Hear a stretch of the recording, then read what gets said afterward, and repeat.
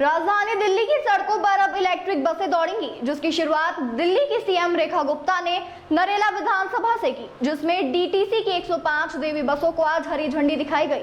आपको जानकारी दे दें, इन बसों के लिए नरेला के रामलीला मैदान के पास ही टर्मिनल भी बनाया गया है। इसमें लोगों के बैठने की सुविधा व प्यूरिफाई वाटर की सुविधा पब्लिक के लिए दी जाएगी।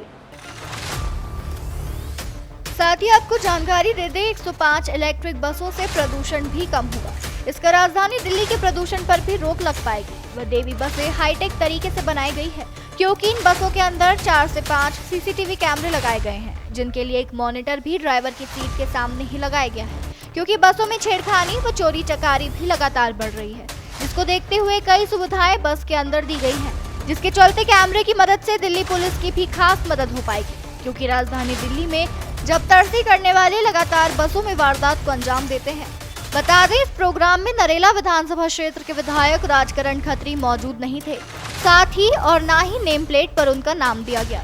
नरेला विधानसभा क्षेत्र के विधायक राजकरण खत्री आखिरकार इस प्रोग्राम में क्यों शामिल नहीं हुए और सरकार ने क्या उनका नाम नेम प्लेट पर नहीं लिखवाया, यह भी एक बड़ा सवाल है। क्योंकि नरेला विधानसभा से भाजपा को बड़ी जीत दिलाने में राजकरण खत्री ने अहम भूमिका निभाई थी। सरकार की नीति और नीयत पूरी तरीके से स्पष्ट है।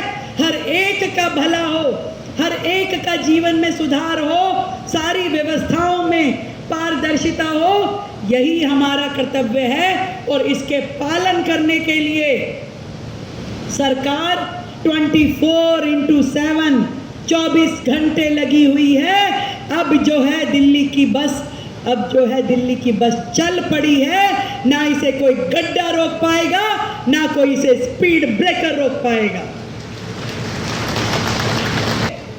दिल्ली की सड़कों पे छोड़े हैं, एक एक करके हम उन्हें भर रहे हैं। कहीं भ्रष्टाचार का गड्ढा, कहीं नीतिगत फैसलों का गड्ढा, कहीं पे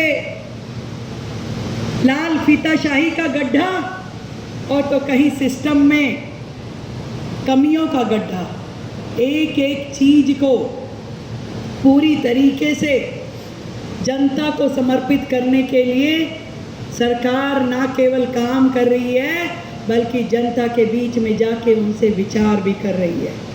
आज का ये नरेले का बस डिपो का उद्घाटन हम सब के लिए बड़ी खुशी की बात है, क्योंकि ये जो डिपो है ना केवल अपने न्यूनतम समय में इसका बनना हुआ, बल्कि 9 बड़े बस रूट पे यहाँ से बसेस चलेगी। आप देख रहे हैं कि आधुनिक सुविधाओं से सुसज्जित ये पूरा डिपो है, जहाँ पे 75 बसों का बेड़ा लगातार यहाँ से काम करेगा। बेहतरीन टॉयलेट, बेहतरीन कैंटीन, बेहतरीन पैसेंजर सेट्स और बेहतरीन बसवे, ये इसकी खासियत है। और केवल नरेला नहीं, मैं आपको विश्वास दिलाना चाहती हूँ कि जितने हमारे ISBT हैं, जितने हमारे बस डिपो हैं, जितने हमारे बस शेल्टर हैं, एक एक सुविधा को अति आधुनिक करके दिल्ली की जनता को सौंपे जाएंगे। रमेश जी, 105 बसें यहाँ से शुरू की जा रही हैं, तो क्या क्या सुविधाएं बस में दी गई हैं, क्या चलाने में कैसी लगती है? सर, सारी ऐसी बसें हैं, सीट बढ़िया हैं, 23 सीट हैं, और इसमें फॉर्मेलिटी सही दे रखी है बसों के अंदर। इसमें चोरी डकैती नहीं हो सकती है, कैमरे लगे हैं, सब कुछ लगे हैं, यही है। विधानसभा में 105 बसों की सौगात दी जा रही है आपकी तरफ से, सरकार की तरफ से 105 बसों की सौगात जो है वो दी जा रही है जनता को, क्या कहेंगे इसके लिए? बड़ी खुशी है। जो बात हमारी पार्टी ने, हमारे प्रधानमंत्री ने दिल्ली की जनता को विश्वास जताया था, उसकी ओर हम अग्रसर हैं।